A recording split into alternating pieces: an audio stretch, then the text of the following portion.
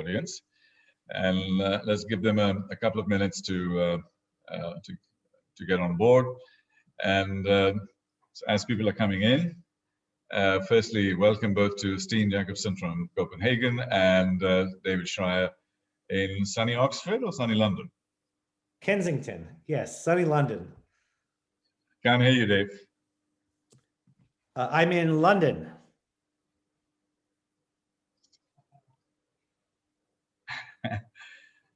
We're still having some voice issues, I guess. Yeah, I can't hear him. No.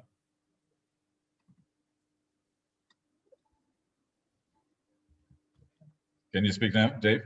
Sure, absolutely. Can you hear me okay? Absolutely, absolutely. Coming to you from my beautiful Kensington studio. Okay, fine. So sunny London.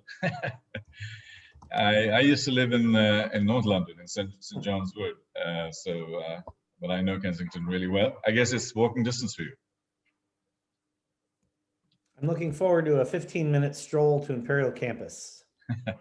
I look forward to coming to London back in summer so that we can actually enjoy. I love London in summer, so I'm sure we can do that. Super. So as people are joining in, we'll just say hello to the team and introduce the whole essence of this particular session. And it's now more than the beginning of the year. We're almost in mid-Feb now. And so we are still talking about the outrageous predictions for this year, because they are indeed outrageous, and they have really drawn a big red line in terms of our thinking. And it's not just the fact that they are outrageous, it's that even it's not a forecast, it's really a potential warning against a potential misallocation of risk if people are not engaging with these thoughts and these ideas. And I think this is one of the key things that we will be talking about. It's not the inevitability of it happening immediately, but the thought process that we go through. It's the possible, not always the probable. And what has happened over the last 12 months or so is that every single thing has been massively accelerated, unprecedented ever in the history of the world. So what has happened is that because of that, we have multiple pandemics going on, pandemics of loneliness, pandemic of too much information, and also obviously the health pandemic. It's actually interfering with our lives. So there are multiple pandemics and all coming together and merging together and converging into one thing. So that's what's happening at this point in time.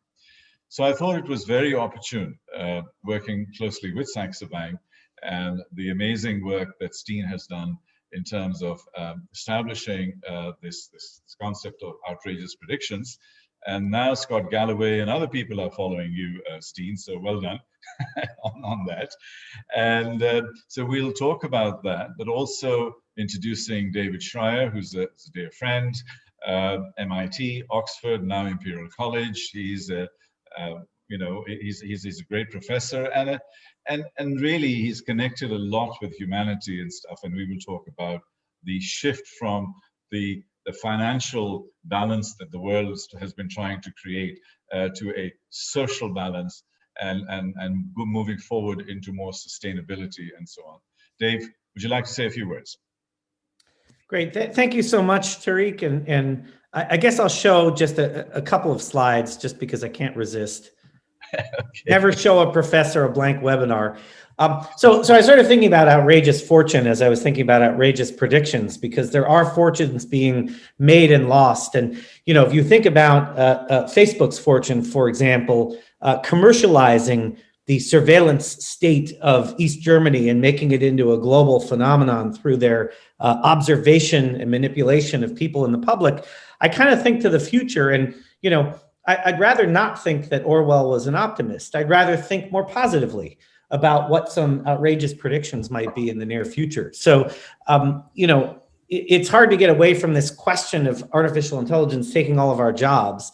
Elon Musk thinks it's the most likely cause of World War III. But, I think 99% unemployment from AI is an outrageous prediction, and I don't agree with it. I think that there's a future where we get away from Skynet ripping our faces off, and instead we find a new harmony between people and machines. So I'd say my first outrageous prediction is that centaurs, half human, half machine, will become a new way of working and unlock new potential for people. I also, I'll make one other set of outrageous predictions, and then I'll pass the mic back because I just want to get a little fire starter going here. I look at some of the people who are taking advantage of these new technologies, and someone who is using a lot of AI to automate his production is Elon Musk. And so I'm going to throw out the outrageous prediction of Tesla hitting $1,000 a share. And in disclosure, I have a tiny amount of Tesla. I think I have $500 of Tesla, but Tesla will become $1 trillion company within the near future. And with it, let's say I'll be slightly less bold and say we'll see another 50% rise in Bitcoin in the coming months. There's just so much institutional money pouring in. Elon Musk's support of Bitcoin notwithstanding, a lot of other very credible names are jumping into Bitcoin and saying this is the future, and they're pouring money in to follow. And again, I think I have maybe $1,300 of Bitcoin in the interest of disclosure, but I'm long on Tesla, I'm long on Bitcoin, and I think that it's going to be pretty outrageous and exciting at the same time when they hit these numbers. Those sounds good. Like you said, you burned a bit of a fire. Thank you very much indeed. Steen, the fire has been lit, but before you address and pour some water on the fire, tell us about the predictions and where it started and how this thing is impacting some of your thinking process and how people are reallocating their assets and rethinking the future. First of all, I think it's important to underline that we are not in the business of pretending that we know how the future look like. If anything, this is exactly the exercise of saying that going through the motion of trying to predict the future gives you a insight into the mechanics and the independent path by which we can travel. So it's more a probability proposition on what can upset the world in the fat tail distribution mathematical analogy. Basically, we are trying to find events which has a smaller probability, but its impact is very, very big. But the process is really just going through the motion. One funny story maybe is that every year, and I've done this for 20 years now, the one outrageous call, which is the least liked, has probability-wise become the most likely, including actually, Apple halving in value. Of course, we got the whole religious cult of Apple followers on the neck for that, and it halved during the year. Even worse, the only time I ever, although being 30 years in this business, had death threats was a year where we said gold was going to halve in value. Apparently, it's in degrees of cultness. Gold sits above even Apple, and now I presume the new front runner on that is, as David's alluding to, Tesla. But the process is interesting, and if you think about this concept, it started merely as an exercise for us to keep busy during Christmas time, pre-social media, 24/7, 365, fake news all over the place, no ability. Actually, at the time, the big issue was filling content during Christmas. And now we have a reach where this year, I think it's been downloaded more than 250,000 times.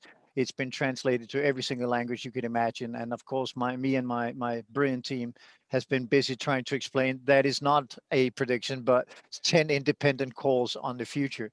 What we changed this year, and maybe what piqued your interest, Tariq, and of course, David as well, was that we tried to say, how can we compete with a reality which is so outrageous on its own? I mean, are we sitting here saying that the balance sheet of Fez is going to double? It did that easily in the space of 3 weeks. Are we going to say that Tesla goes, as David says, to 1,000, whatever? And by the way, David, Tesla at 1,000 doesn't even qualify. It doesn't even get into the game of trying to be prerogative. That's one standard deviation. And I think we can all agree one standard deviation is not enough to be outrageous. But that also shows you at the same time how we could not compete with the reality of the world, which is also a major change from 100 years ago. So what we did this year is to say exactly as you said, Tariq, in the opening lines. We said everything has been accelerated by a decade at least. what it remains is that we have a society somewhere between 25 and 99% unemployment down the line. Do we take that as a negative, or do we see the world evolving from now until that sort of, let's not call it unemployed, because I think David and I agree at least that it's not unemployment as we know it today, like redundant resources.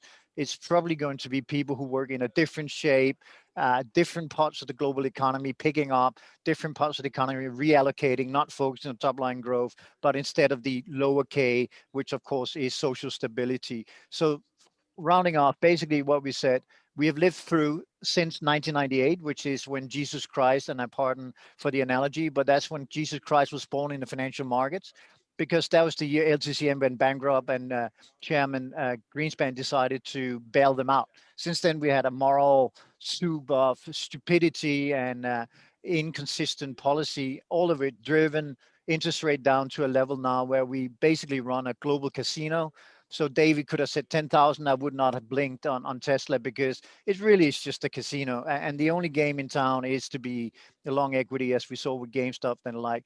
But what we have to remember is that the focus from government, the policy that will shape the very future we talk about today, will be predicated on social stability, which I think, interesting enough, round up both your early statement, Tariq, but also Davis to some extent, that the social stability has become the go-to point for governments.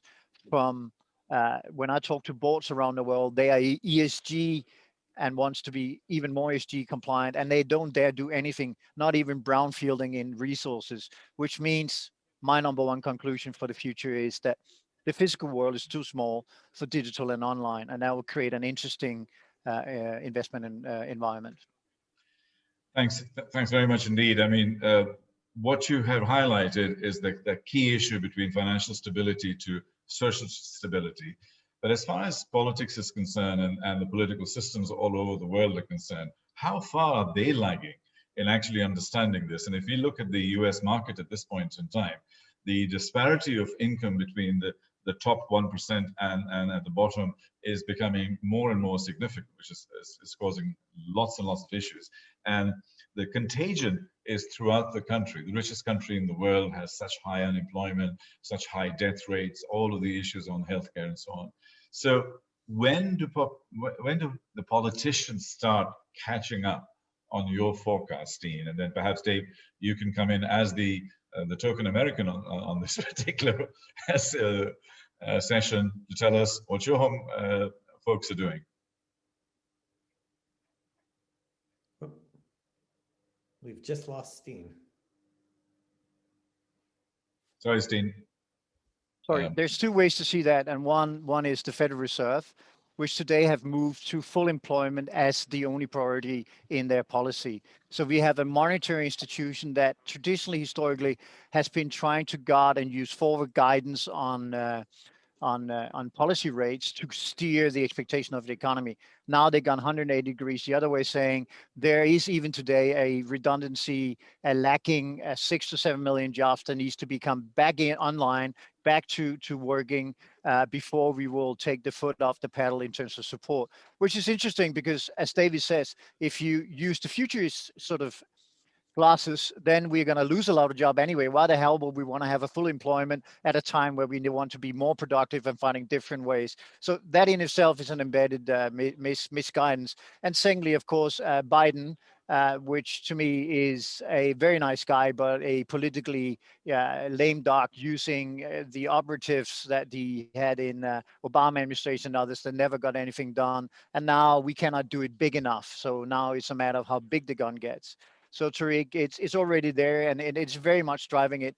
And the misallocation, the biggest misallocation that will happen is this schism between wanting to be more green, which I'm fully for, and using renewable energy only or almost exclusively, and the fact that we're going to push and make sure that the lower K in the K-shaped economy is supported by transfer directly from the government, which means that the velocity of money and the classic inflation tools that we monitor for signs of a bottle up pressure in terms of inflation can be ignored. We're already in a fully fledged inflationary environment because of bottlenecks, because of ESG, because of the way, as you say, the government has conducted itself. Over to you, David. Yeah, I mean, I have to I'll push back gently on the idea that it's all Obama administration's fault that nothing happened. I'd argue there was an obstructionist Congress. And so the question of will they get rid of what's known as the filibuster, which prevents legislation from moving forward without Republicans agreeing, will that be removed? Maybe Biden can pull something off in 2 years, maybe not. But I think there's a more fundamental problem in the US, which we don't see as much of in, let's say, the UK or the EU or some other domiciles, which is the regulatory complexity of competing regulators who argue and battle over innovation is retarding progress in the US. It's holding it back. And you only have to see what's happened with fintech to see, a microcosm of a bigger problem. So, there's better coordination in the UK, there's better coordination in the EU, even among all the different countries there. So I think the EU also in particular has been pretty proactive about the adoption of technology and supporting new technology to help create new market opportunity in ways that the US just has sort of almost given up on. And of course, let us not forget China, who is very aggressively investing in technology, in innovation, with coordinated action by central government with no dissent, which means they can move faster. All that is creating an economic battle that's going to be very disfavorable for the U.S. I do agree that there's going to be some relocation of labor. As Eric Brynjolfsson says, for every robot, there's a robot repairman. But the reality is, how many of us are trained as robot repairmen? And so we do have an education gap that is going to create a greater income and wealth gap as more and more people are left behind during this massive AI-driven dislocation that's coming in the next few years. We've got a few polls, and I thought we'd get the audience engaged and excited. Few people are raising their hands. Could you please put your questions in the Q&A segment, and when we get to that, we'll certainly address that. So since you've asked this question as far as the what's happening in the US at this point in time, may I put up a poll, which I was going to do later on in the session, but I'll do it earlier. And that, actually, no, won't be able to go there. I'm stuck on this one. So the first question here, while we are in the US, is to talk about what happened at GameStop. And I'll put up a poll here. Who are the real winners in GameStop? And I'll launch this poll right now and get the audience to comment on that. And that is that the winners were, one, the Reddit community and the retail investor. The second was the regulators. The third are the hedge funds. And the fourth are GameStop themselves. So who are the real winners in this? And we just launched the poll. The panelists are allowed to vote.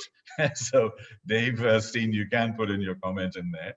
And so while they're thinking about this, one of the key things I'd like to talk about this is that, the word that was used by Steen was a casino. And the way that Robinhood is working, the follow-on question is it like a casino, really?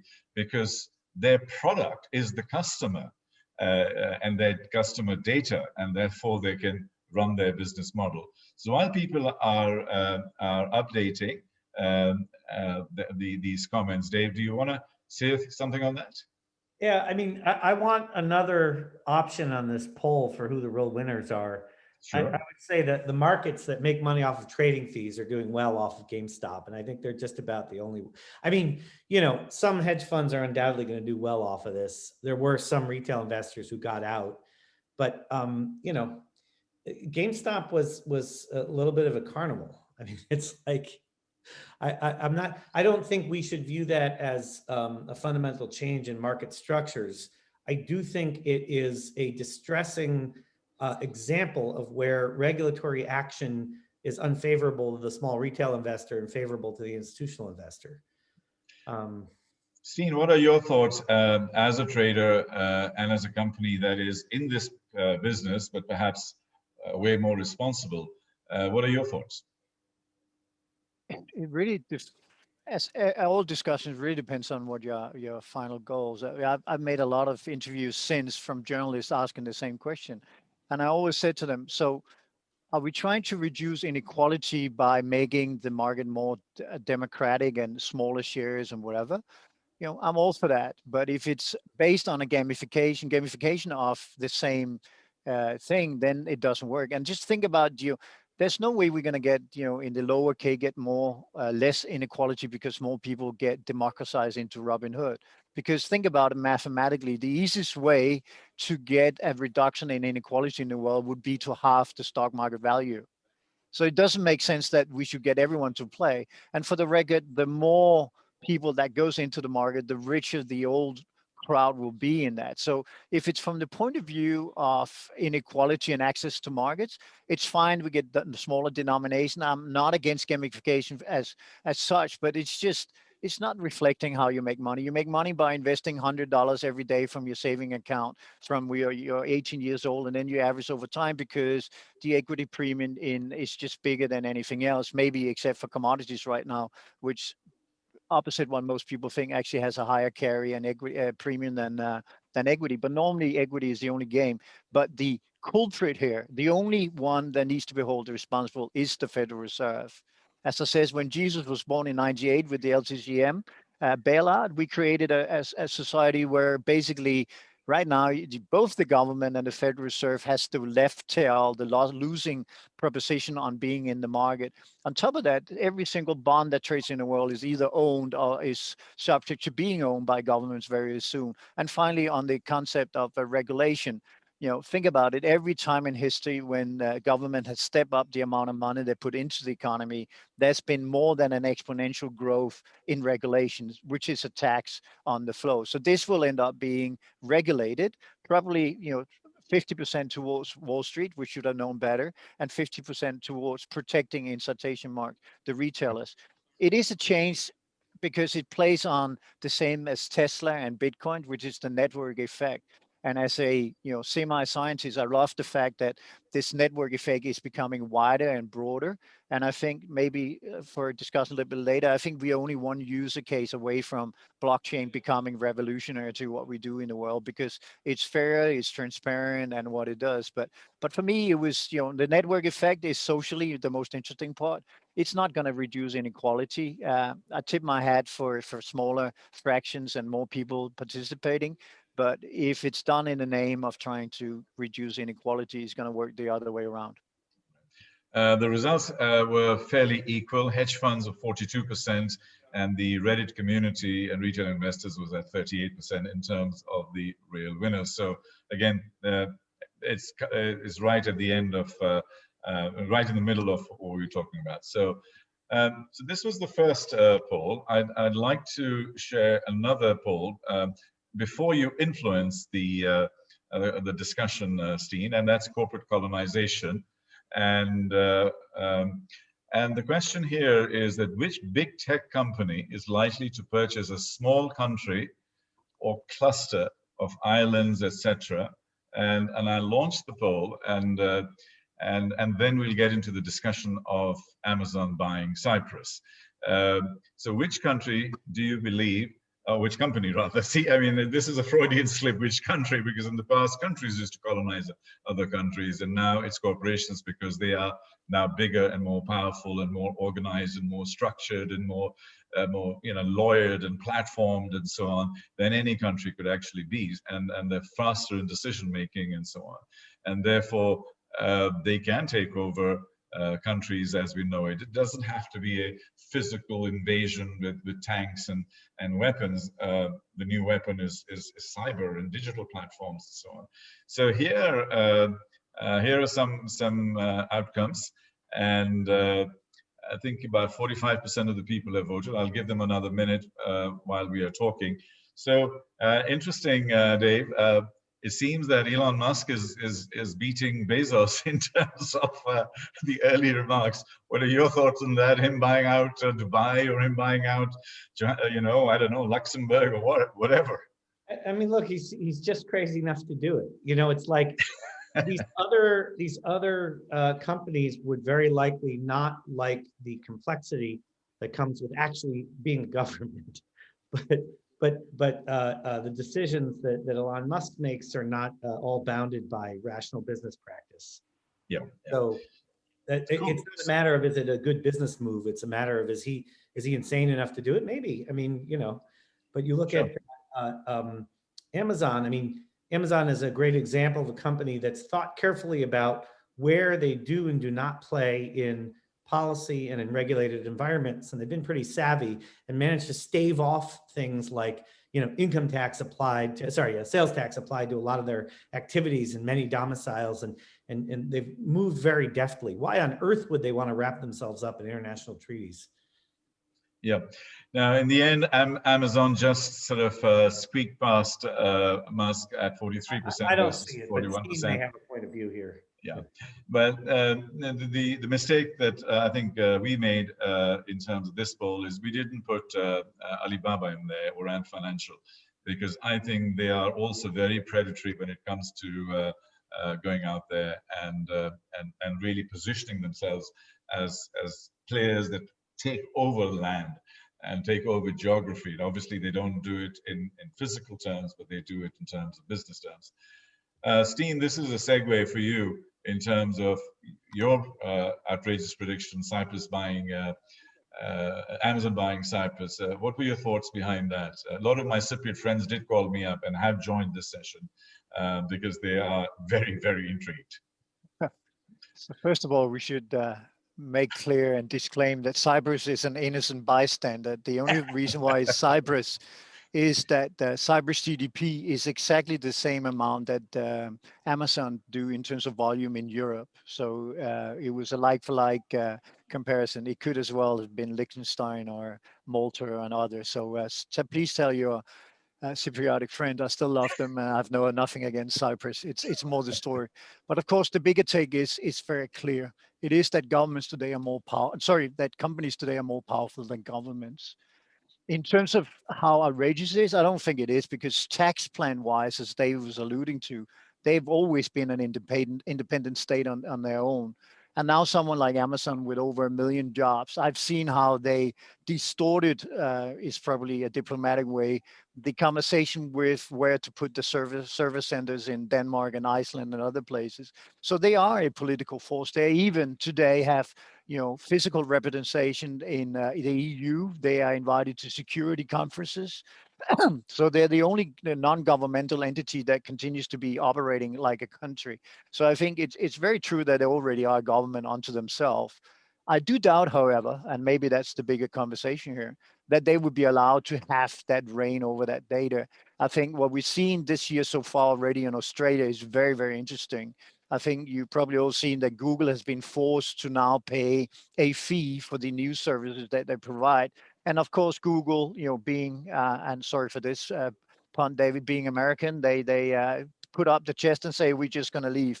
But there's no way in hell Google's going to leave Australia, because that would create precedents for the rest of the world, of course. But it's very interesting. And countries like France, Italy, Portugal already coming in with a transaction tax. So we wanted to put in this outrageous predictions that, listen, there is no way that there will be a power sharing between governments and corporates going forward. The fact that the government is so far behind in terms of regulation and catching up, even in the educational system, as David can allude to, although it's forefront in some ways in terms of actually getting that, you know, early stage thing into the real society and use of it is very slow behind. Take Germany. Germany today still operate with a 250K modem, and it's one of the strongest economies in the world. They can't do homeschooling in Germany right now because there's not enough internet capacity. There's not even enough computers. And this is 2021. It's a total joke. But the comment here is that in a country like Germany, some computer company can then step up and say, we're going to provide all of the computers at no cost if we can just, you know, provide it. And that is, this quid pro quo is continuing because government has been so focused on not spending money, being frugal, and allowing the private sector to take over. For what it's worth, I think the only way we really get a evolution, innovation jump in the world is to have basic research back on every single budget in every single country, because all of the major innovations we ever done has always been multi-country. You can think about the CERN computer accelerator, you can think about the internet, you can think about genome mapping. And to a large extent, I think what we also need to celebrate on this call is the fact that if anyone had told me 9 months ago, 12 months ago, that we will have a vaccine being rolled out 25% of the population in the UK today, I would say absolutely no way, that cannot happen, and it's still dead. So I think all of that added together just means that governments needs to play a bigger hand in basic research, and we need to see the government step up in terms of regulating these very, very vast platforms of data. And for the record, I think all metadata should be available to the public. I don't understand why they can take my data for free and not allow anyone else to access the same data. Well, and I think that's the way in that government is beginning to think about not just managing the data, but managing the AI that uses the data, right? AI runs on data. It's the coal for the furnace, and to use a not very green metaphor. But, if you start taxing and regulating data, these companies are going to, be forced to comply with, directives of society rather than purely directives of profit. Dave, is right now the time for big tech to break down, to be actually split up, because Amazon is probably going to split into Amazon Web Servers and the rest. So trying to preempt that, should Facebook do the same thing, or is it about to happen anyway? I think they should be regulated as utilities. Let them stay together. Let them be regulated like the power company. Steen, regulation or breakup? Certainly, the stock market is looking for Amazon to break the two businesses apart, because, and that is also the monopoly part of this. The one side is loss making in a big way, and the other one, the AWS, is hugely profitable. And I think equity investors will really love to have the ability to navigate both. I know quite a few institutional investor doesn't own Amazon for exactly that reason, but they will absolutely 100% own the AWS. So I think you're getting a little similar with Tesla. You're getting a lot of noise added together. So splitting this company up will be better. And if that happens through regulation, fine. I don't think the equity markets fear that. I think the internal management fear it, because of course, as David is alluding to, data, metadata is everything for these guys. But the point about the Australian legislation that is really concerning is that you cannot do targeted marketing. And the only thing, David, correct me if I'm wrong, the only thing, the highest marginal profit you have is targeted marketing. Isn't that right, David? Significantly so, yeah. Facebook just rolled out some new detargeting rules, and it's completely trashed some marketing campaigns as a result. But we are on Zoom right now, and obviously they grew thousands of percent in the last year or so. But Zoom is sitting on an island with big gorillas like Microsoft out there, with Teams and Google, and also I would say the silent giant is WhatsApp. If WhatsApp was on its own and is sitting separately, wouldn't they have just gone into video and just swamped the market? So firstly, one of my predictions is that Zoom is extremely vulnerable over the next 12 months. Either it'll be taken over or get swallowed, or it has to buy, because it can't sit on its own and survive, because everybody else is so integrated. But again, if you break it up, WhatsApp would have taken potentially different decisions. Wouldn't you, Dave? Well, I mean, I think, WhatsApp absolutely would have, or the founder never would have left and started Signal.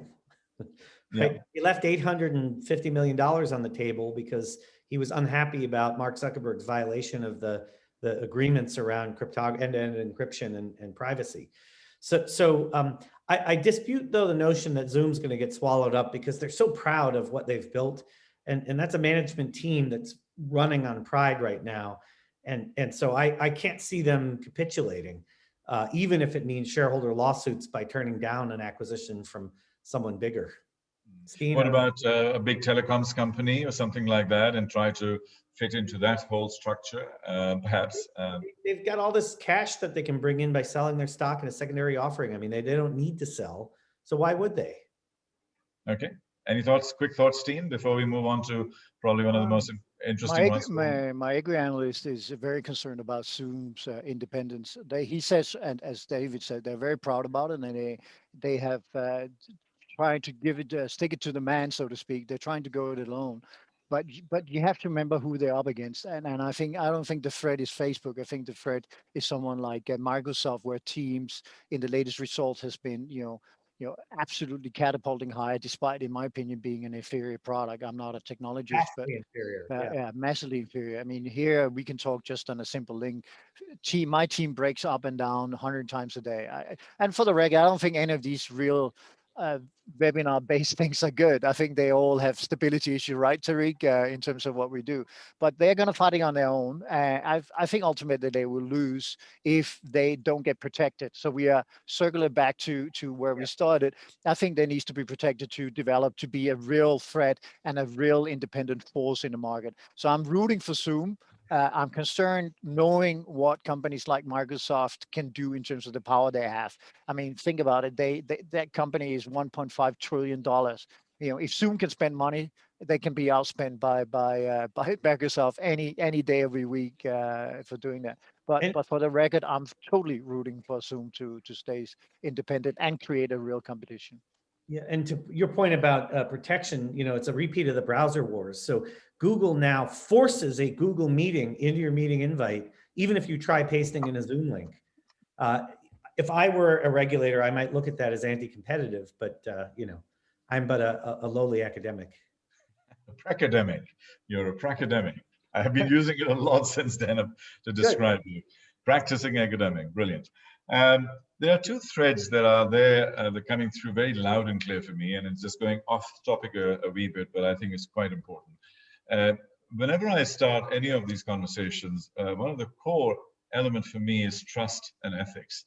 And a lot of the common thread between all of the discussions that we're having is basically being able to establish that core trust, and how trust can be the invisible glue that puts it together, and a trust as a currency, and then et cetera, et cetera. But a very close cousin is ethics, and how that comes together. And Dave, I know you're very close to this. Perhaps you can talk about how ethics are being addressed as far as AI is concerned, or robotics is concerned. Do we need robotic ethics, or robotics manifesto, etc.? Because you can create drones to bomb Yemen and Afghanistan, or you can create drones to go in and plant seeds. How do you balance that? And that is very closely intertwined with the thing that you are so qualified to do, is the learning and the academic part, is our education system. What do we need to do there? I know it's a heavily loaded question, but I somehow find that the two are interlinked in some way. Yeah, well, so a few very quick observations there. So one of them is we're not doing enough with AI ethics, and we should be. So that's the first thing. We're just deploying these technologies willy-nilly, and you get former Facebook executives, almost breaking down in tears over what they've done in creating some of the most perverse misapplications of artificial intelligence that we've seen, and wreaking havoc across Western democracies as a result. So we need more. There's a lot we can do. People need to actually get exposed to philosophy and ethics in their university educations. Yeah. This is something that's been sort of left by the wayside in the face of techno fetishism, but really, we need to understand the implications of the decisions we make as business people and as technologists, because it has profound effects on the world that we live in. Second of all, I think that it is possible to find common ground around ethics. When I mention the word ethics, people immediately say, well, whose ethics? It's all relative. And why should you be telling me what my ethics should be? Well, okay. If I have a colleague from Oxford who's now at University of Bologna, Luciano Floridi, he looked across 42 countries, and he derived 45 ethical principles that he boiled down to 5 commonalities. So across most of sort of the Western hemisphere, there's a lot of shared values around what constitutes ethical behavior. And so we have some guidelines we can use. And finally, it is possible to put that into code. So one of the projects that I'm involved with is trying to actually make trusted artificial intelligence, things that behave the way we want them to, not the way that they just decide to start doing. So you can take these ethical ideas and you can actually make them algorithmic. Interesting. Steen, would you like to comment on that? Because my follow-on from what David said was that I think we should have some type of certification. We have certification for everything from toothpaste to bottled water, why can't we have a little Bureau Veritas coming in and stamping and saying this is ethically okay, or whatever the balance of the ethics are? Any thoughts on that? Because it's difficult. I mean, I think the rule of law in robotics and AI is Asimov's law, basically. I think I'm sure David works on new versions of that, but there was a short story done in 1942. I repeat, in 1942. So the ethics principle that is operating AI and robotics stems from a science fiction novelist in 1942, and it just I mention that because it just tells you how difficult it is, and the law is extremely simplified, but still makes a huge amount of makes a lot of sense. Uh, but the second part, second answer to the question is that everyone wants to be the leading mover here. So the autocratic governments, as you indicated before, China being one, Russia being another one, are probably willing to let the ethics question go further, or at least to a different interpretation. If I was working for the diplomatic corps in Denmark, I would have said they have a different version of what is the ethics and moral ongoing here. Because the greater good in terms of China is the party, and the party is there to secure the individual. I would say in most society at least pretend that it is the individual that becomes the society, and it is a protection of that through the constitution. But my ending comment being, I think we should stop celebrating Christmas and all of the other religious traditions and celebrate our constitutional day in every single country. I think we need not only to have ethics in school, we need to have a full understanding on constitutional rights and what a good constitution does for people. If Save South Africa going to, it's in a bad place, but it would have been a worse place if they had not one of the strongest constitutions outside the US. We have a constitution in Denmark and Scandinavia that has secured that women have access to education. There is total freedom to do whatever you want. So the freedom not that everyone should be equal, unlike what most people think about the Nordic countries, is actually that everyone has equal rights to access the freedom of the society. So I think 1942 freedom philosophy. I understand why David can spend a lot of time with his very learned colleague on this, but it's it's so essential that we get accountability in AI, accountability in accounting, accountability in regulation, in politics. Is it going to happen? That would be one of the most outrageous calls I ever made if I've said that. So let's talk about an outrageous prediction for 2022, Dave and Steen both, and that is what we need is perhaps a new Bretton Woods convention, because all of the institutions, the United Nations, the World Bank, IMF, are completely outdated, and they were designed at a different time to address a different problem. And now we need to talk about, I don't know, the environment as a big area, or learning as another, or governance and ethics is a third area. And these are the big institutions that we need to be setting up, rather than just hiding behind the United Nations, World Bank, IMF type of situation. So going to your social balance and social development, Steen, perhaps those are something that you and your team could think about and put some energy into that, because the world actually needs new institutions. We are just not enabled enough by the current institutions for our future requirements.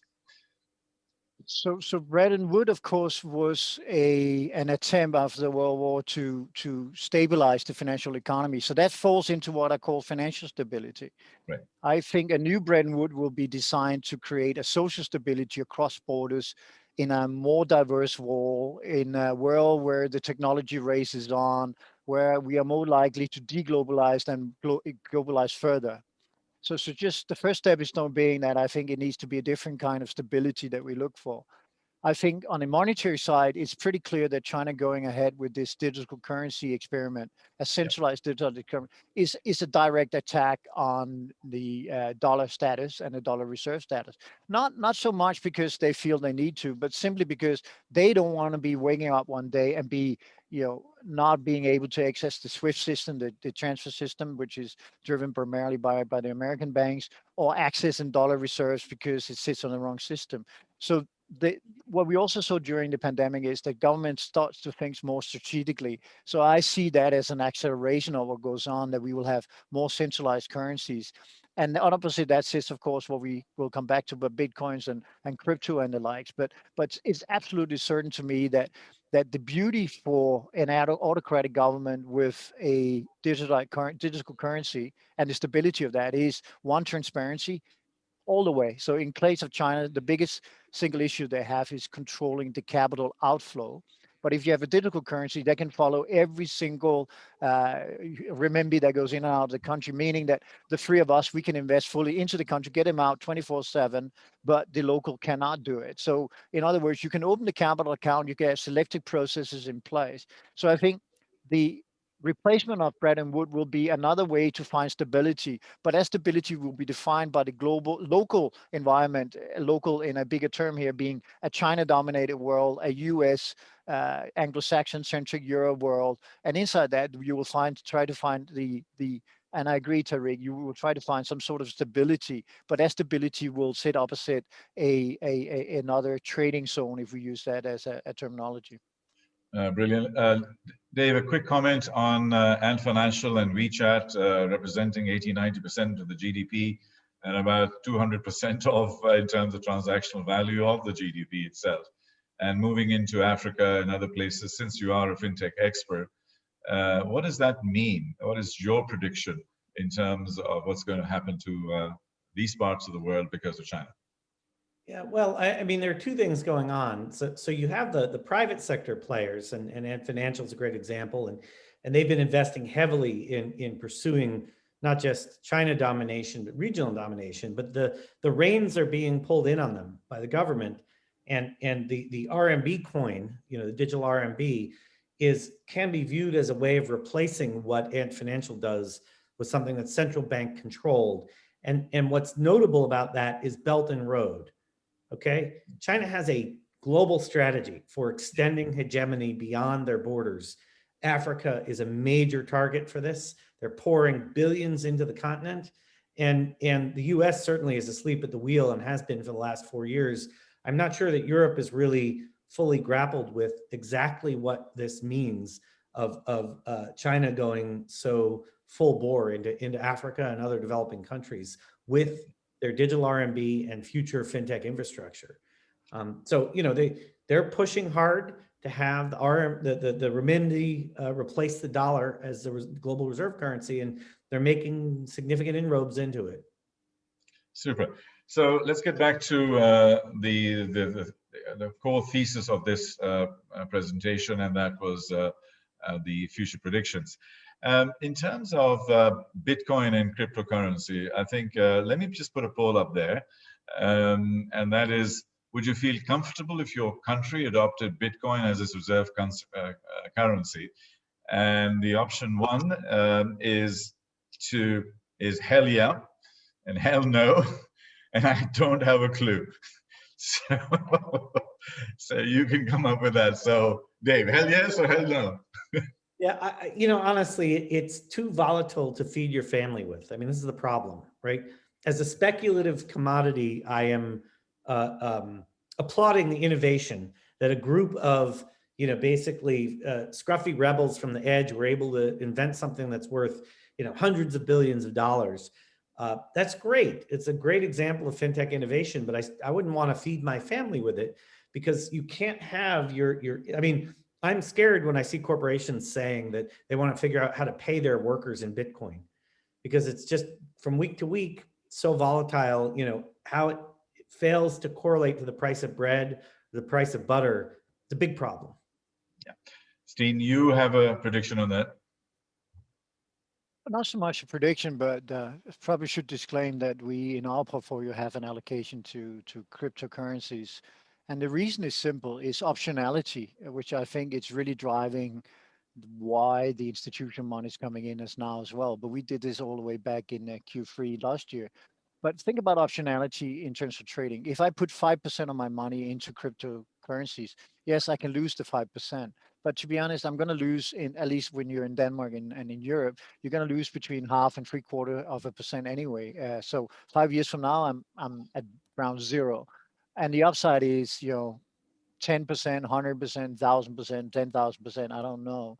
The second thing goes to what we discussed already, and that is that in a world which is coming apart, unhinged because of the debt and the casino-like conditions we have, I may be naive, despite my and very much because of my blonde lack of blonde hair and I'm blue eyes, but the I'd rather belong a technology product than the fiat money of a state that is outside the reach of accountability and ethics and everything you talked about before.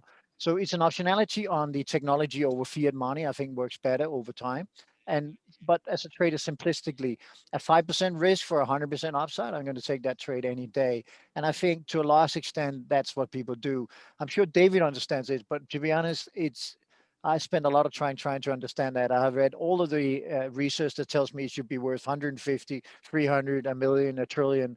I don't get it. I have to admit, I'm not smart enough to understand why the hell it should be there, except the fact that as a trader, I love optionality. And if optionality gives me a 1 to 20, if not a 1 to 200 optionality, I'm going to take it. Super.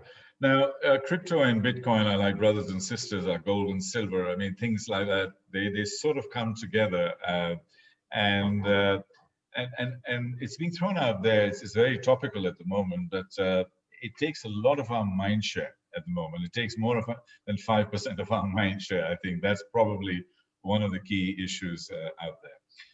Anyway, moving on.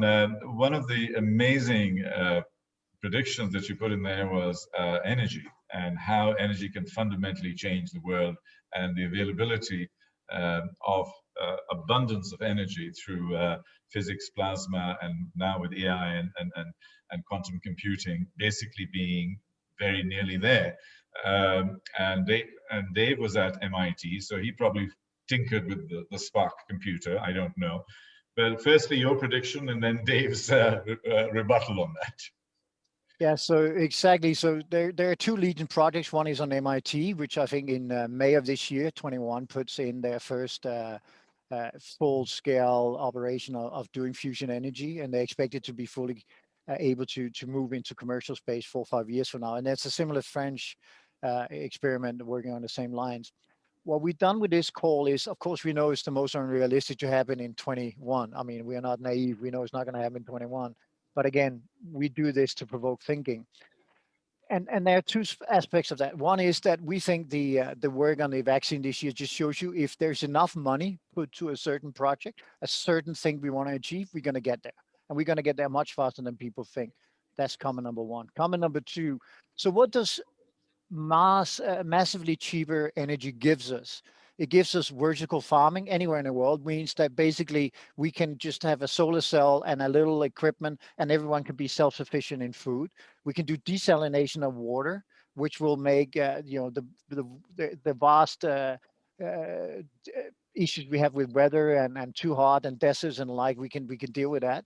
But most and foremost, centrally, I think to our inability to be productive and innovative on a relative scale sits the fact that energy is too expensive relatively. Imagine the cost of energy being 100th of what it is today, what that would do to quantum computing, what that would do to research into diseases like Alzheimer's and the likes, where we haven't done really much progress in the last 100 years. But all of a sudden, we have the computer power, the ability to run constantly without no CO2 emission into society.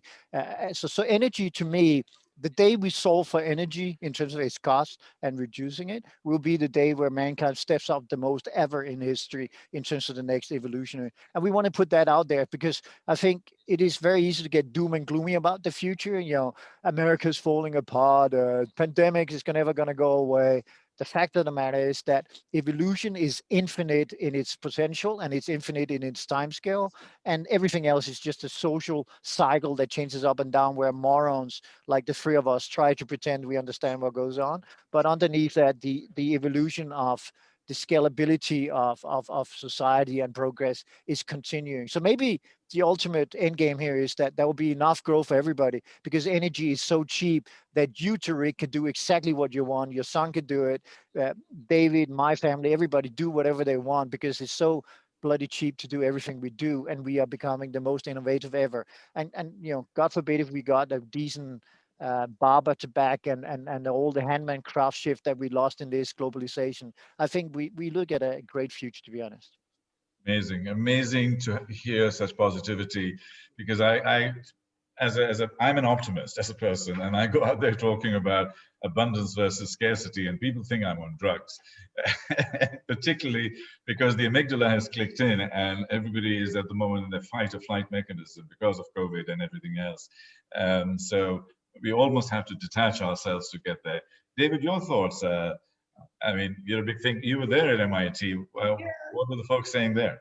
Sure. Well, I mean, without speaking to my former employer, but rather to just sort of talk about the bigger picture idea, I've been really intrigued with this notion of resource abundance through innovation. This idea, right? A lot of our problems in the world and decisions that are made are driven by resource scarcity. And what does the world look like if we're able to innovate our way to abundance? And so, for example, one of the areas that I find intriguing is asteroid mining, because in theory, one asteroid has $15 trillion worth of rare and precious metals, and a lot of the things that make all these electronic gadgets go that we use that we're running out of. One asteroid could solve all of that. What would that mean for the world? What would it mean if we had cheap fusion power? And I've also been looking for hopeful solutions to our environmental crisis. And so there's some really interesting entrepreneurs based out of Philadelphia, of all places, who are putting together a really intriguing and different look at what the future could be like, and how we could innovate our way past our pending eco crisis. So yeah, I am on board with Steen's assertion of positivism and optimism that we will be able to innovate our way out of these problems, and that there's some really interesting things that could happen as a result. Thank you. Thanks for that. I forgot to share the poll on the Bitcoin. There were 20% of people who want Bitcoin as their reserve currency, so God help them. So that was one of the things that came out of that. Let me burn a little bit more fire in our sort of fast-moving discussion, and this one is on disruptive thinking. And I'm sure this will get a lot of people emotionally involved. And that is, we launched the polling, who is the greatest disruptive thinker of our time? Musk, Jack Ma, Bezos, Steve Jobs, none of them. So while people are polling, any thoughts from our esteemed guests? Who is the most disruptive thinker? It could be somebody who's not there. Yeah, I mean, the most disruptive thinkers tend to live beyond the edge of commercialization, right? They're the people that the Jobs and the Musks of the world call up to get ideas from and harvest information from. Is that Ray Kurzweil? I'm sorry? Is that somebody like Ray Kurzweil from? Kurzweil 30 years ago, sure, but you know, the new Ray Kurzweil is going to be that big disruptive thinker. I mean, you know, I would look at the 5 most recent MacArthur Grant recipients, see what they're doing. You know, it's a little more disruptive, but even there, you have to get some kind of nomination and acceptance. The people who are really pushing the boundaries are beyond the edge.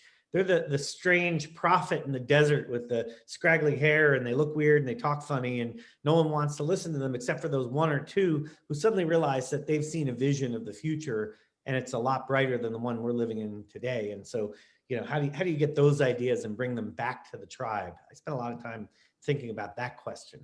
Steen, what are your thoughts? Interesting philosophical tilt that you had there. Brilliant. Steen. It's interesting. Both of you seems to think, I'm not saying you're wrong, but both of you are assuming that this is a scientific person. You know, no, I'm not assuming that. We just threw it out there. It's just very topical. My point being, if you're talking about disruption, I think very often it's social. So I'll be looking for people who has changed the course.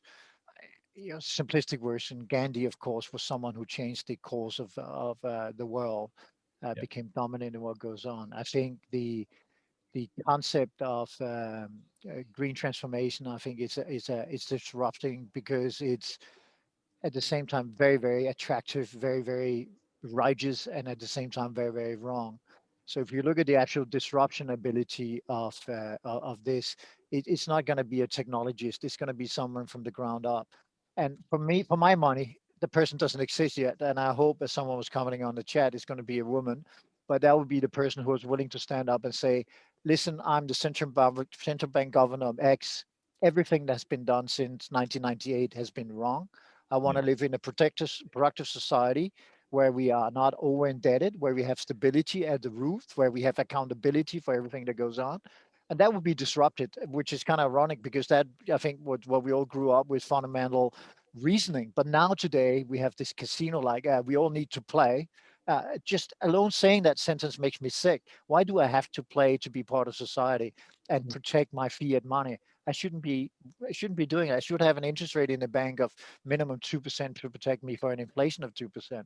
So I think, that is disruption. That to me is not the technology, because that's going to come, you know, iteration by iteration, and trial and error is the only way we do evolution, right? So fortunately, in the space of scientific, we are still doing trial and error. In central bank politics, we think we know everything, apparently. Yes. One of the reasons intentionally I threw these names in, because we are so dominated by tech. And I was hoping for this kind of rebuttal and sort of saying, what about everybody else? What about young people? What about diversity and the 8-year-old that's going to come out with some amazing idea? So thank you for that. And we've got some really interesting remarks on the chat. And people talking about cultural theorists. Well, actually, that's Dave, but I realized I accidentally just sent it to the panel. I didn't send it to everybody. Yeah. Oh, okay, no, it went across. No worries. Anyway, it came out to us, but there are lots of comments that are coming through. So it obviously sparked something out there, which is wonderful. So let's keep at it in terms of. I'll share I'll stop sharing the results. Musk won, Steve Jobs was second, and none of them was a meager 15%, which is probably not where we are as panelists and hosts here, because I think that we need to be thinking laterally. We need to be thinking much more holistically. These folks, the technical guys, they are great storytellers.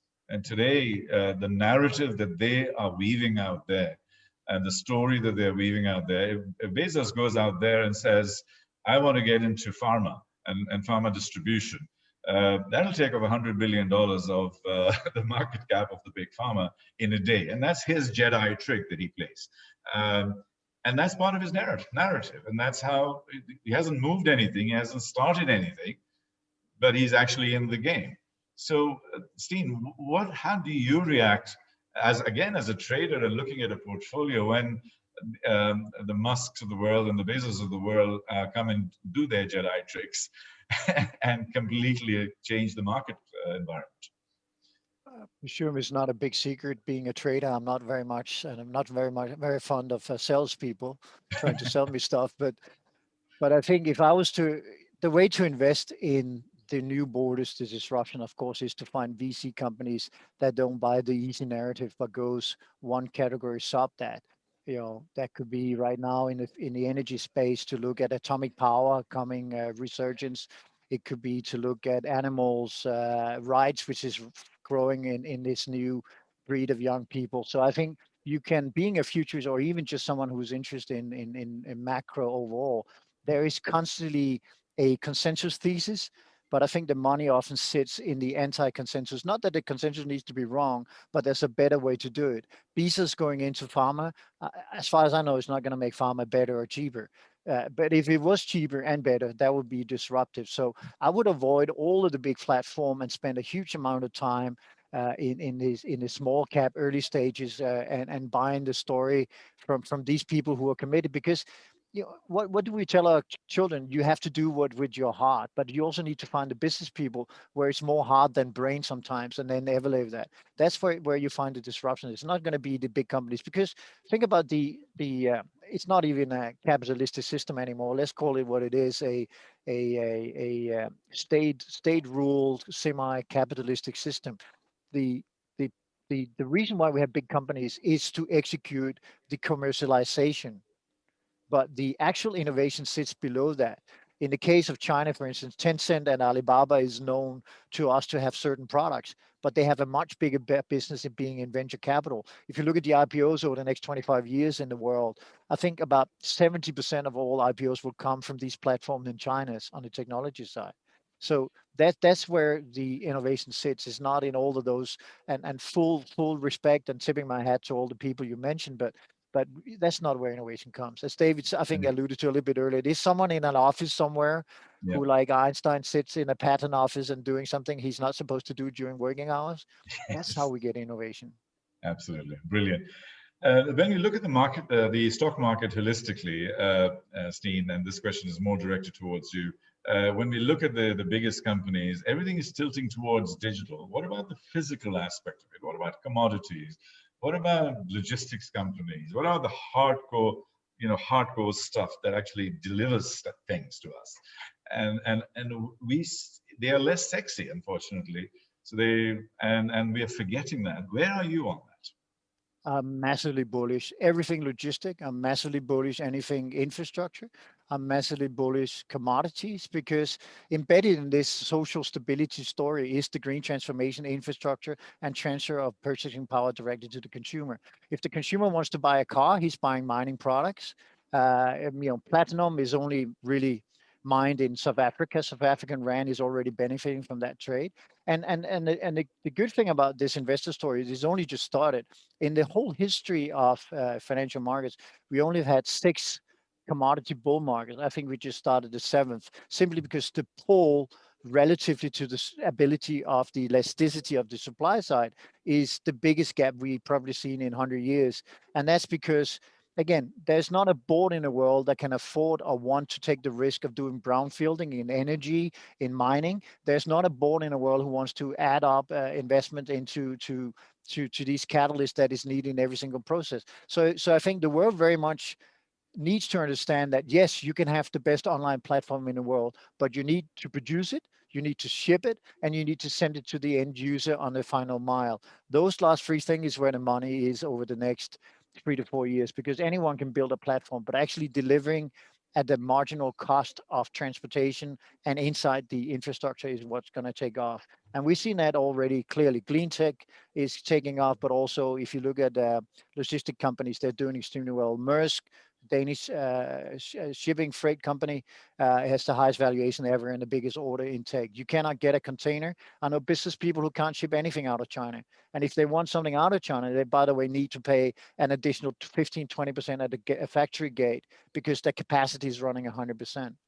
So that last mile is becoming very, very difficult. And that's where perhaps drones get in, perhaps some other ways like that. So, Yeah, is I that think yeah. I certainly think that Amazon and the likes are looking forward to having drones, having but then you run into flight control and regulation again. I will let David decide that. I don't think that's very likely to happen over New Jersey or New York or whatever. But theoretically, in rural areas, of course, it can be instituted. But the fact is, and I think to a large extent, that's all the conversation we have today. I think there are 2 timeframes here: 0 to 24 months. And beyond 24 months. Beyond 24 months, I think it's plain sailing. But right now, we want to push so much money into a narrow investment pool available, narrow intellectual capacity in terms of what we do. So we are becoming, with the government, with the money, with the casino-like status we have, we're just forcing too much down a pipe that cannot take the pressure. Super. There were 2 of your outrageous predictions which really caught my eye, and I'd like to put both of them out there for you to sort of balance your answers on that. And then we'll open it up to the questions from the audience. There are a lot of questions and comments, and I'd like to get them. They have been involved through the polling, but also in this particular way. The one question, I have a media background, and one of the key questions that you talk about is blockchain ending fake news, because fake news is probably the single biggest issue in the world today. And using blockchain to do that. And when I read that, it just made me think like, oh my God, this should make sense. And it is indeed possible if we can really think big on that. What are your thoughts and your thinking that brought about this particular prediction, and how realistic is it? Is it probable, or is it just an interesting conversation? I'll do it very quickly, and then I leave it for David, because I think that's really something David will want to comment on. But the biggest gap we have in the American society, but the world today, is the ability to distinguish between false and real news. Even as someone seasoned as me, now I spend 10% of my time having to check every single data point I get. And I'm sure in the academic world, with the copying ability you have, is even worse. So I don't fear. But my bigger point is that blockchain is built to do stuff like this. Imagine the old journalistic rule that you know very well, Tariq, but that you need two independent sources to carry a story. That could be done on blockchain. There's actually no reason why you could not have a vetting process by someone else doing this. And that could be in a closed environment of all the news services helping each other out. And ironically, of course, it probably will be to the benefit of Google and Facebook because they could wean out all of these bad things. But David, I'd really like to hear your comment on fake news protocol working on blockchain. Yeah, I mean, honestly, I don't think it's a technology problem. I think it's an education problem. So Denmark, notably, educates 12-year-olds on how to engage in critical thinking and discern fake news. We don't do that in the US. We also don't do it in the UK. So some of the biggest fake news of recent years was saying that there's 350 million pounds a week that's going to the EU that instead will be used to fund the NHS. Complete fake news. And so the problem is not enough critical thinking. And this is like boring multi-decade education reform. But it's the only thing that can solve this problem. I don't think that the credibility of the news source through technology is what's going to solve that problem. I think it's going to be having people asking the right questions and knowing to look at something and say, wow, well, that's a really extreme title that's designed to get me to click. Maybe it's not true. Interesting. You've got about 20 minutes to go, and I'd like to ask my final question on the prediction side. I mean, there are many others and people can go to saxobank.com and be able to find those predictions. And the analyses are very interesting indeed, thanks to David and his team. The key question is on the COVID vaccine. I interviewed the CEO of Moderna about two and a half weeks ago. And we had over 2,000 people on the webinar. It was a global webinar done through Harvard Business School. And what Stefan said, and it was quite interesting, he actually spoke about the whole process of how fast they can do it.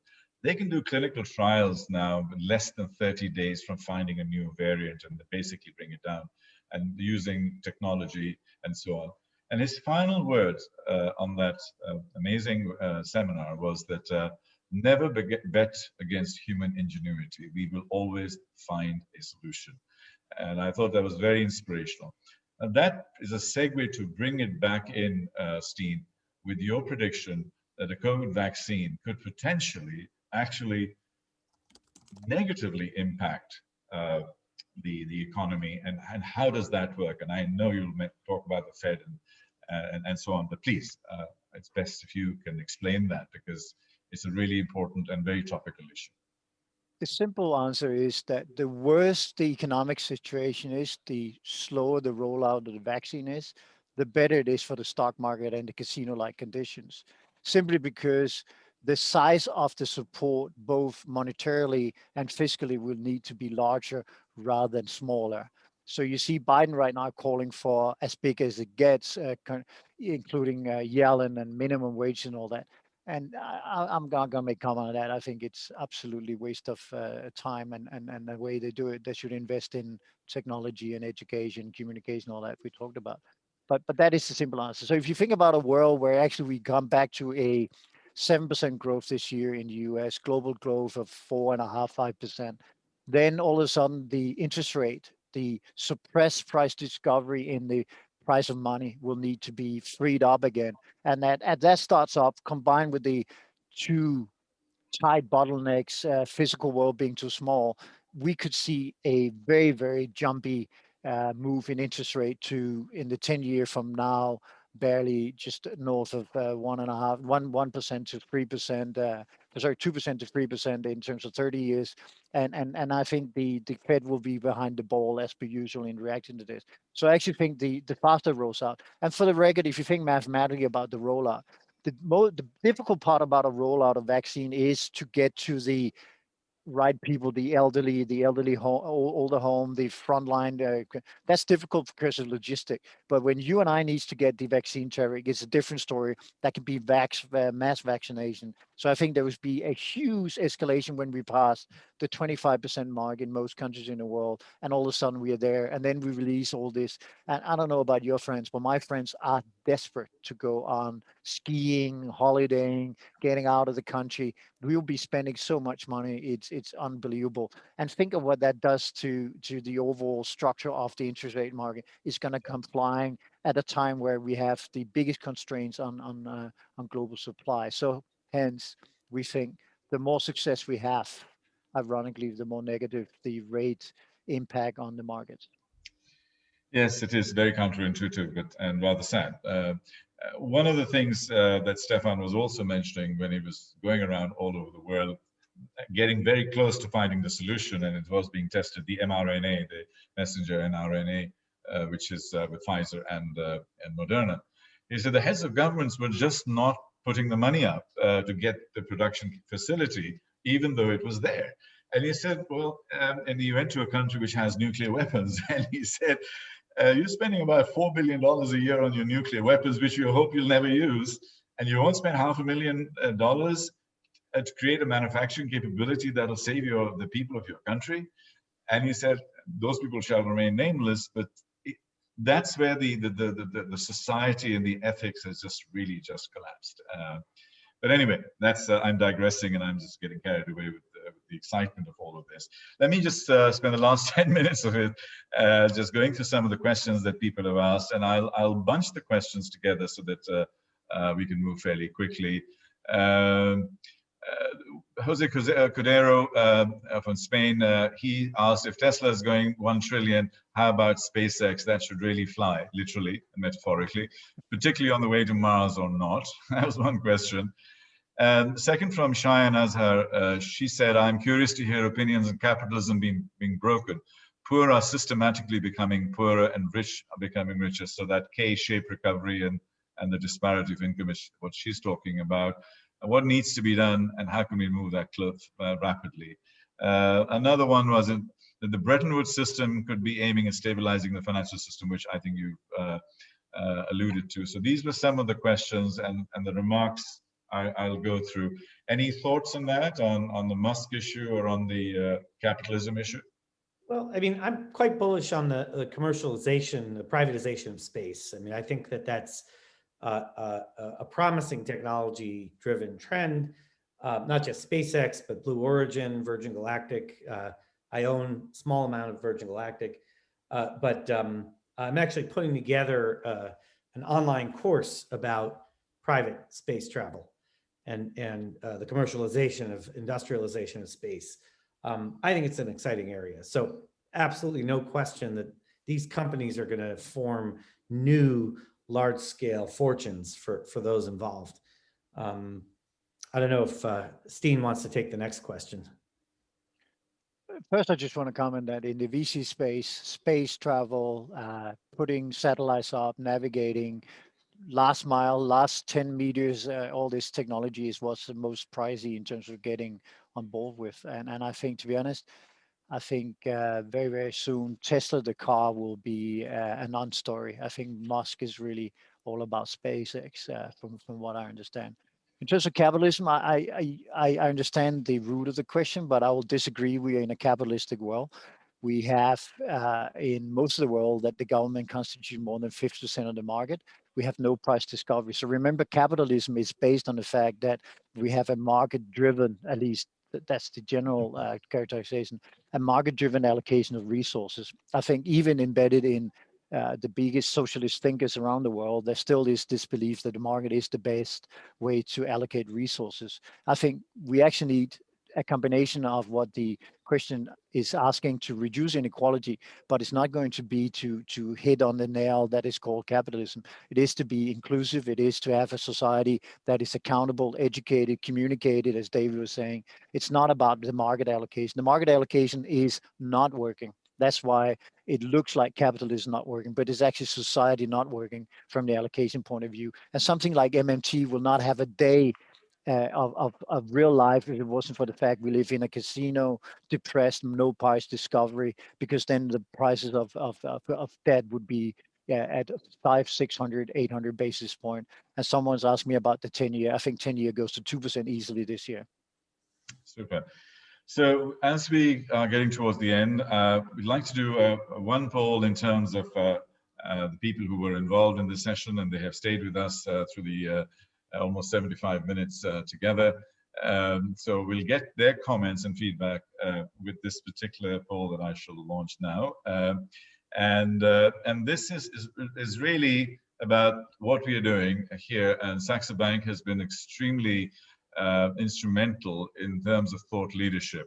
And this type of webinar is that thought leadership piece. So we'd love to get your thoughts on how you found the pace, the content, and stuff. So the best thing to do is to get feedback from the audience.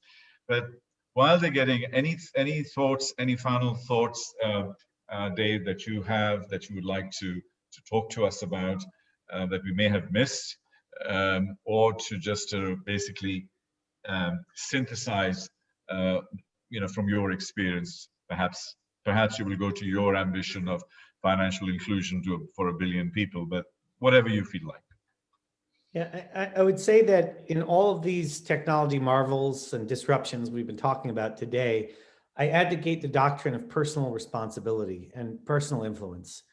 Everyone here on this webinar has an opportunity to affect the outcomes of all of these things that we've been talking about, whether it's ethical AI or environmental crisis or saving for retirement or helping create more equitable treatment and employment. These are all things that everyone here has the ability to affect in some manner if you put your effort to it.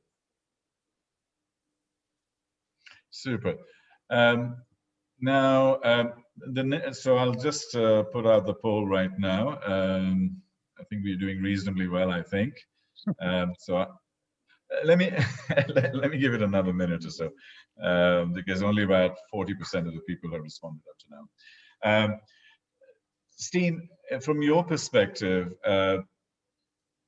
at the end of the year, when you are reviewing your predictions, the outrageous predictions, and people come to you and say, well, none of them came true, or, what's the normal thing that you would expect at Christmas this year? We normally get 2.5 right inside 3 years, which I think is a good time period, but it doesn't really matter, because all this publication is a chance to provoke people to think differently. It sits with the communication part you both believe in. And I think for me personally, it just made me realize that we stand in front of the most exciting 5 to 10 years in our lifetime. I think America is coming roaring back from understanding it's not an external enemy, it's a domestic one that needs to be addressed, and including, and most importantly, the educational system and getting immigration back up again, stuff like that. And I think globally, the world was split in two, but I think that will also create new opportunistic chances for the world. So I've been doing macro for over 30 years. This is probably the most positive I've been on the ability to create change, because we have to remember, and that is central to every single outrageous prediction we've done. People don't change because they have to. People change because they need to. And if there was ever a time in history where we need to change what we do and how we do it, according to all of the nice things David also said, it's now. And I think we will step up. And I think the early signs of that was the vaccine. The next will be dealing with the energy. And when we get energy down, listen, we're gonna have to have a conversation about how we can control all that innovation coming from left, right, center, and on the questions on social dynamics and everything else, we can then all of a sudden afford to do all the things we should have done a long time ago. Sounds good. So the polling has ended, and so I'll just publish and share the results. We got a 68% excellent and a 32% good. So I think we sort of did well. And they were about 44% of the people will change nothing, and about 99% of the people 93% of the people will recommend it to other people in terms of sharing it with other people to come back to similar things. So that brings me towards the end. I'll just put up one more poll, and that is related to Saxo Bank. And Saxo Bank has supported this and thought leadership. They've gone out there and brought in their top person in Steen, and I'm very, very grateful to that. And Steen, so thank you very much for that. So what Saxo Bank wants to know is, would you like to learn more about their thought leadership platforms and services? And the answer is yes or not yet. In other words, they still want to see more. But while they're doing that, and that's the sales part of it, Steen, we're staying away from, because we are generally in a thought leadership comment. Any final thoughts that you'd like to share with us that we take away from this particular 90-minute extended session? And I'm very, very grateful to David. He stayed on here. But please, your final thoughts. That we need to have this conversation again and again and again. I think it's very fruitful. And every time I learn 2, 3, 5, 10% more than I did last time. But most importantly, just understand when you look into the future that the physical world has constraints. And that goes to social politics, it goes to the amount of people we can educate. And I think that will be the biggest change over the next 24 months, that the physical world needs to interact with that dream world we constantly create as a futurist. Thank you very much indeed for that. My whole, one of the questions that my partner has just asked also is about how exponential technologies will make things inflationary in the future, the marginal cost coming down to zero for a lot of things. And we, as a company, as Exponential, that's what we call ourselves, how does that all fit in, and how do we get it into our brains as we go forward? The word exponential, how do we get it into our brain? Technology is exponential, but society is the opposite right now. And that's constraint. It goes back to my constraints. So if you have exponential growth in the higher K, to make it very simple, that will put constraints on the lower K in terms of its ability to deliver supply, educated people enough, and the like. So you can have at the same time exponential deflationary technology, but that's going to create its own problem in the lower K. Dave, my friend, thank you very, very much indeed for spending this time. I know you had to move mountains and to be here today. I think calendars need to be a little bit more nifty, let's put it that way, to understand time changes and stuff like that. But Dave, thank you very much. You're a great friend. You supported and contributed to this conversation immensely, and it was so nice to see two amazing thinkers with diverse perspectives, but there's enough elasticity in our brain and our thinking, and I think that's the kind of thought leadership that we need to have: open-mindedness, positivity, but reality with it. So I thank you with my bottom of my heart, and very honored to be with you, Steen, and exactly the same for Dave. And thank you to all the people who hung in there and came up with their comments and so on. We'll share this thing. This is being recorded. We'll come out with some excerpts from it, and there are amazing number of nuggets that will indeed come out of that. Steen, absolute privilege. David, thank you very much indeed. And thank you for everybody else. Thank you, David. Goodbye. Goodbye. Thank you.